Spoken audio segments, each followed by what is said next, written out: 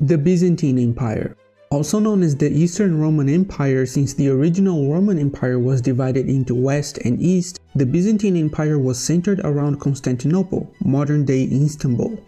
During most of its existence, all of its territories were under dispute, but it still was the most powerful economic, military, and cultural force around the Mediterranean Sea and lasted more than 1,000 years. It was predominantly Christian and most people spoke Greek instead of Latin like in Western Rome. It had defenses such as an alarm system made up of beacons spanning over 700 kilometers of land with soldiers on top observing the area. And in the case of an invasion of any of its borders, each beacon would light up on fire until it reached the capital, which would warn the military that an invasion was happening in under an hour. Defenses like that, combined with its geography, made the entire world believe that Constantinople was impenetrable. But that didn't stop Mehmed II from trying.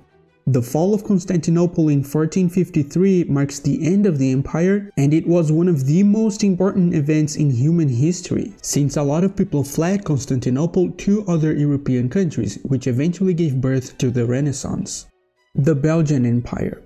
Just like all other European colonial empires, Belgium participated in the scramble for Africa. It held the Dominican Republic of the Congo, Rwanda, Burundi, and parts of South Sudan. Almost the entire area was just one colony, known as the Belgian Congo, and it was 98% of all of the empire's territory. The other colony was Rwanda and Burundi, which was given to Belgium by Germany after the First World War. The Belgian Empire was the most violent and ruthless colonial empire in European history. During his rule, the King Leopold II was responsible for around 10 to 15 million deaths in the Congo. Congo got its independence in 1960 and Burundi and Rwanda in 1962, symbolizing the end of the empire. The Swedish Empire. The King Gustavus Adolphus is credited for giving rise to Sweden as a major military force in Europe. At just age 16, he inherited a war with Russia, Denmark, and Poland. And so, he marched into many battles with his troops, modernized the military in terms of strategy, tactics, and logistics, and won many more battles in the 30 Years' War. Even Napoleon himself considered him to be the best conqueror in history. Even after his death, Gustavus' changes to the military made sure that Sweden won many more battles to come. But when its opponents started adopting Swedish military tactics, Gustavus' successors weren't competent enough to keep Sweden ahead. The Great Northern War, which lasted more than 20 years, saw the end of the empire when Russia and Denmark finally turned the tables and won against the Swedes. Also, fun fact, Sweden had a colony in the United States. It was along the Delaware River in Delaware, Pennsylvania, Maryland, and New Jersey. It was established during the 30 Years' War and it was eventually lost to the Dutch, which in turn lost to the British. The French Empire. The French Empire started with the colonization of North America. After many defeats and the 7 Years' War, they lost all of their territory to Britain and Spain. France then was in a bad spot and many revolts led to the French Revolution, which led to Napoleon becoming emperor, which in turn led to the Napoleonic Wars. Napoleon was one of the greatest conquerors of all time. He pretty much owned Europe, considering that every other European state only existed because it hadn't yet been invaded by France. So much so that when France decided to invade Portugal, they took over Spain just because it was in the way. The grave mistake was invading Russia, which was a total disaster, and after a few ups and downs, Napoleon was finally exiled for good, and that was the end of it. Then France lost its territories in Europe and was shut off from the Atlantic trade, so it decided to go for Africa, and eventually Asia as well, specifically Vietnam. In 1945, the Vietnamese called for independence against the French after the Japanese left their land and the French tried to take it back in order to restore the empire.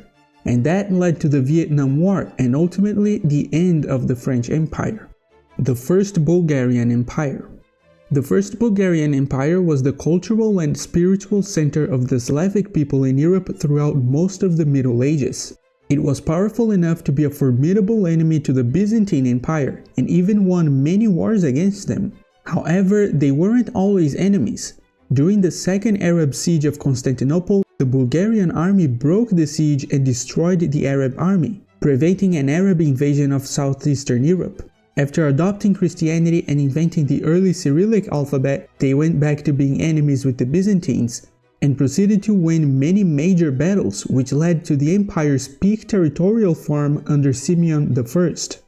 That eventually led to Bulgaria laying siege on Constantinople, which was pretty much impenetrable, so the Byzantines easily recovered. That was a great mistake because shortly after, Basil II crushed the Bulgarian Empire, which died in 1018. Austro-Hungarian Empire. Austria-Hungary was a military alliance between the two countries with a single monarch, who would be simultaneously the Emperor of Austria and King of Hungary. Although the empire lived a short life and had many bureaucratic issues, it managed to build up the fourth largest machine building industry in the world and the second largest railway network in Europe. Throughout its entire lifetime, the empire was plagued with ethnic conflict simply due to having too many different ethnicities that didn't exactly like each other, and all thought were being oppressed and taken advantage of. Specifically, the Balkans were a major focus for the monarchy to show the empire's prestige in Europe. And so Franz Ferdinand was sent to Bosnia in an attempt of uniting the Balkan people under the empire. He ended up being assassinated by a Bosnian Serb called Gavrilo Princip in 1914. This event is considered by many to be the leading factor to World War I. During the war, the empire allied with the Central Powers and, to put it mildly, it was a disaster. Its military was disorganized and underfunded, the people didn't want war, and many didn't even want to be in the empire and actually wanted independence. It did win a few battles, but mostly due to Germany and Bulgaria. The Austro-Hungary Empire was dissolved in 1918 when it was defeated and the Allies demanded territorial changes, which gave birth to Yugoslavia and Czechoslovakia, and ended nearly 600 years of the Habsburg dynasty in Austria.